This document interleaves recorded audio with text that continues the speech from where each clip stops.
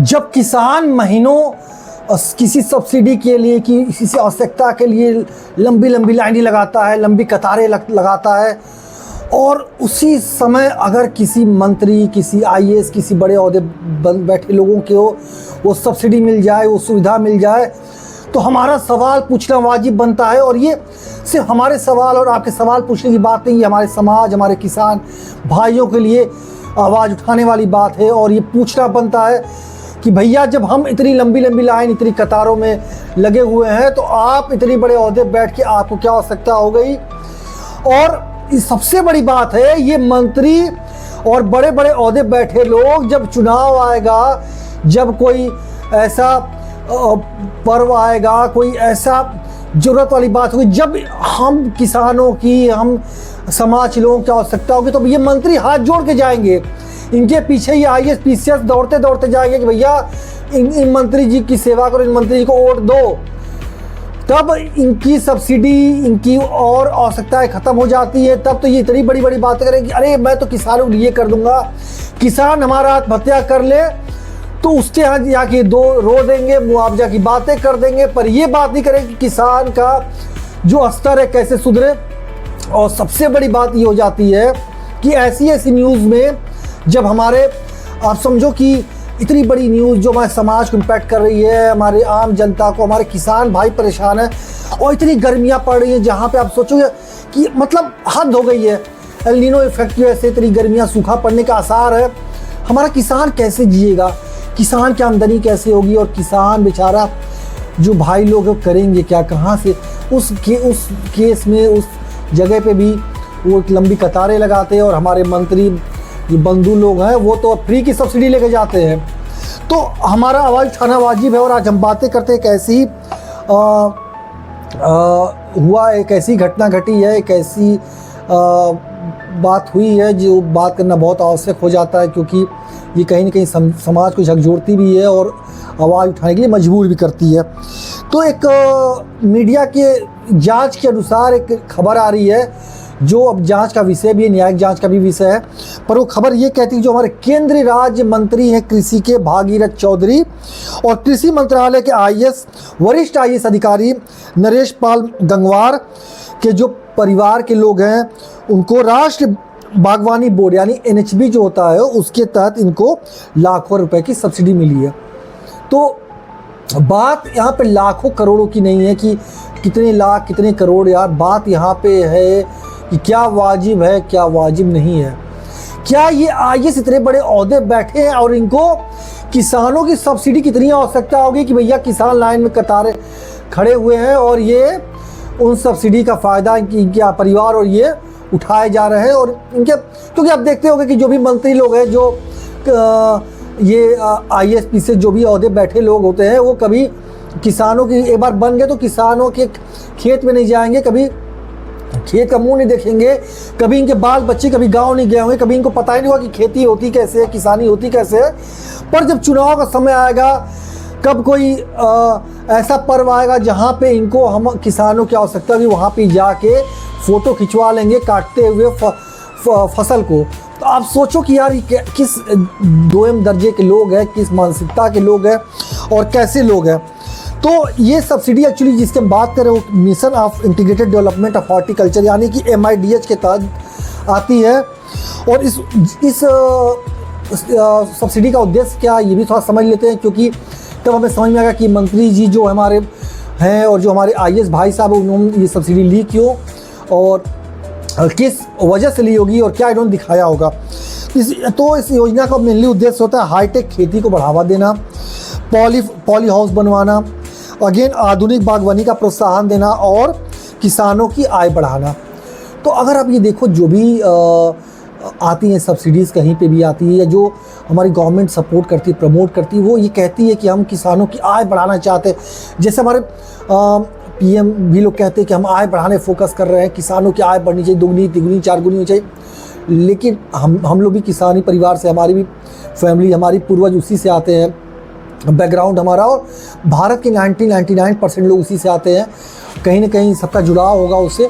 और कोई ऐसा बता दे कि भैया उन किसानी में या उन्होंने कुछ ऐसा हाईटेक हो गया जिसके से उनकी आमदनी दुगना तिगना चार गुना हो गई है, तो हमें पर्सनली नहीं फील होता है।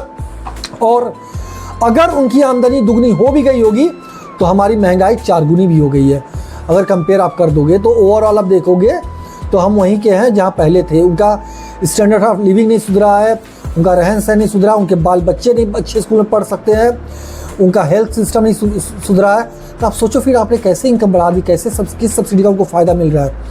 तो हम बातें करते हैं कि ये विवाद कहाँ से शुरू हुआ और इस विवाद के जड़ में है क्या। तो जो रिपोर्ट आ रही है मीडिया के अनुसार, जैसे कुछ मीडिया हाउसेज जो ये रिपोर्ट छाप रहे हैं और ये कहीं ना कहीं जांच का विषय भी है, तो वो कहते क्या है कि जो हमारे मंत्री भागीरथ चौधरी जी हैं उनके फार्म को लगभग 99 लाख की सब्सिडी मिली है। वहीं कृषि मंत्रालय के सचिव जो हमारे IAS हैं वो नरेश पाल गंगवार जी की पत्नी और बेटे को पिछले कुछ वर्षों में 1 करोड़ 16 लाख से अधिक की सब्सिडी मिलने की बातें कही जा रही हैं। तो आप ये देखो कि ये इतने बड़े पे ओहदे बैठे हुए लोगों के लिए ये बहुत बड़ी सब्सिडी नहीं है, बहुत बड़ी बात नहीं है। ये इनके लिए बहुत छोटी बात हो सकती है, 1 करोड़ 50 लाख इनके लिए। लेकिन यार जो किसान हैं, जो हमारे बंधु बैठे हैं, जो जिनके बाल बच्चे पढ़ रहे हैं, जिनके लिए एक एक पाई पाई बचाना, पाई पाई जोड़ना मुश्किल हो जाता है, उनके लिए ये अमाउंट कितना बड़ा होगा। अगर 1 करोड़ की बात कर लें तो अगर 1-1 लाख की भी सब्सिडी मिलती तो आप सोचो 100 लोगों का जीवन बदल सकता था। 100 लोग अपने किसानी में कुछ आजमा सकते थे। क्योंकि आज भी हम देखते हैं कि 2, 4, 10 बीघे खेती अगर हम लोग क्या होती है तो 6 महीने 5 महीने 25-50 हज़ार का बेच ली, वही बहुत बड़ी बात हो जाती है खा पी के। तो आप सो भी जब आप किसानी खुद करते हो तो आप सोच लो कि भारत की इतनी बड़ी आबादी जो कृषि पे डिपेंडेंट है, उनमें अगर 100-200 का भी जीवन बदलता है तो कितनी बड़ी। और आप एक एग्जांपल भी सेट कर सकते हो। अगर मतलब आप खुद से कहाँ किसी को सपोर्ट करोगे, आप तो भाई जनता का पैसा खा रहे हो, आप हमारे किसान भाइयों का पैसा खा रहे हो। जिस किसान का वोट लेके आप जीते हो, जिस किसान के वोट से लोग मंत्रिमंडल में बैठे हुए हैं, जिस किसान की पैदावार से जो भारत में इंपोर्ट एक्सपोर्ट का होता है, जो हम करते हैं एक्सपोर्ट, उससे जो पैसे आते हैं, जो आमदनी होती है, उससे हम IAS PCS की सैलरी बढ़ते हैं। मतलब आप सोचो कि हमारा भारत कितना कृषि में डिपेंडेंट है। हम उसी को खाना खाते हैं, उसी पर हम जीवित हैं। क्योंकि इतनी बड़ी आबादी को सब कुछ एक्सपोर्ट करके संभव नहीं है, उसके बाद भी इंपोर्ट करके संभव नहीं है। तो सोचो कि उतनी बड़ी आबादी को अगर हम फीड करते हैं, उतनी बड़ी आबादी का पालन पोषण करते हैं, तो वो हमारे किसान भाइयों की वजह से है। तो सबसे बड़ा सवाल ये बनता है कि क्या अगर सब्सिडी मिली तो वो क्या नियमों के अनुसार थी, और अगर नियम थे भी तो भाई साहब सरकार ये कहती है हम नागरिकों से कि भैया आप अपनी सब्सिडी छोड़ दो, गैस सिलेंडर हम लेते हैं सब्सिडी छोड़ दो, और हम जैसे लोग सब्सिडी छोड़ते भी हैं। आप जाके देखो जो भी मिडिल क्लास है वो सब्सिडी छोड़ा कि यार हमारे जो गरीब बंधु हैं, जो किसान हैं, जो बेचारे मेहनत से 2 रोज की रोटी जुटा पा रहे हैं, उनके लिए सब्सिडी छोड़ते ताकि उनको कुछ लाभ मिल सके। और यहाँ पे भाई साहब हमसे सब्सिडी छुड़वा रहे हैं और ये लोग सब्सिडी का लाभ उठा रहे हैं। तो मतलब जेन्युइनली हो सकता है इन्होंने डॉक्यूमेंटेशन सही दिया और चीज़ें सही दिखाई, कि यार जेन्युइन तरीके सब जाओगे और जेन्युइनली बात करती कहाँ तक वाजिब है, कहाँ तक सही है। और सबसे बात है अगर इतने प्रभावशाली पदों पर लोग बैठे हुए हैं, मंत्रिमंडल में बैठे हैं, और उसके बाद भी लोगों के बीच हितों का टकराव हो रहा है, तो इसका मतलब कहीं ना कहीं हम किसी गलत दिशा में जा रहे हैं। हमारा जो उद्देश्य है, जो हमारा मंत्रिमंडल का उद्देश्य है, जो हमारे एडमिनिस्ट्रेशन का उद्देश्य है, वो बहुत कहीं ना कहीं गलत दिशा में जा रहा है। और इसकी भरपूर जांच होनी चाहिए। क्योंकि भैया यहाँ पे बैंक वाले छोटा सा अमाउंट लोन ले लो, कुछ ले लो, पीछे पड़े रहते हैं, उसके बाद ले लो, उसके बाद देखो अपना क्या हाल कर देते हैं। आप सरकार से कुछ फर्जी कुछ कर लो, उसके बाद देखो सरकार क्या आपका हाल करती है। तो यार इतना बड़ा सब्सिडी है तो क्यों नहीं की जांच होती, क्यों नहीं की बातें हो रही, क्यों लोग शांत बैठे, क्यों मीडिया शांत है, क्यों किसान भाइयों को ये बात नहीं पहुंच पा रही है कि यार आपकी सब्सिडी कोई और खा रहा है। और आने वाले टाइम में अगर हम चुप रहेंगे तो ये बढ़ता ही जाएगा, क्योंकि वो फ़र्क ही नहीं पड़ेगा। कहेंगे भैया आज तो छोटा अमाउंट है, कल बड़ा अमाउंट हो सकता है। और एक चीज़ और भी है कि अगर हम जनता क्या जो सवाल है, हम जनता क्या पूछना चाह रहे हैं, क्या पूछ रहे हैं, तो क्या आम किसान को भी इतनी आसानी से मंजूरी मिलती है जैसे इनको मिल गई। अगर हम कहते हैं इन्होंने जेन्युइन डॉक्यूमेंट दिखा सब कुछ, तो क्या हम जो किसान हैं इतने मजबूर हैं, जो बहुत हम दिन तक मेहनत करते हैं खेतों में, धूप हो, ठंडी हो, गर्मी हो, तो क्या हमें भी ऐसे सब्सिडी इतनी मिल सकती, इतना जल्दी अप्रूवल मिल सकता है? क्या जो हम आवेदन करते हैं उसमें किसान जो स्वीकृति होती है उतनी जल्दी मिलती है? स्वीकृति कौन देता है, कहाँ से आती है, अप्रूवल क्या है, क्या प्रोसेस है, और क्या व्यवस्था में पारदर्शिता होनी चाहिए कि नहीं?